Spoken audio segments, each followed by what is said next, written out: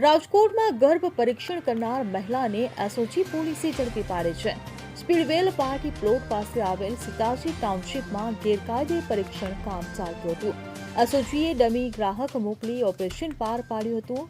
12 pass મહિલા ₹16,000માં ગર્ભ પરીક્ષણ કરતી હતી। ગ્રાહકો શોધવા મહિલા દલાલો પણ રાખતી હતી। સરોજ હોમકર નર્સિંગના નામે ગોરખ ધંધો ચલાવતી હતી। ત્યારે પોલીસે સોનોગ્રાફી મશીન સહિતનો મુદ્દામાલ જપ્ત કરીને આગળની વધુ કાર્યવાહી હાથ ધરી હતી। Bureau report CN24 news. હવે જુઓ દેશ દુનિયાની તમામ ખબરો તમારી આંગળીના ટેરવે। ઉઠાવો મોબાઈલ અને Google Play Store પરથી ડાઉનલોડ કરો અમારી CN24 ન્યૂઝ મોબાઈલ એપ।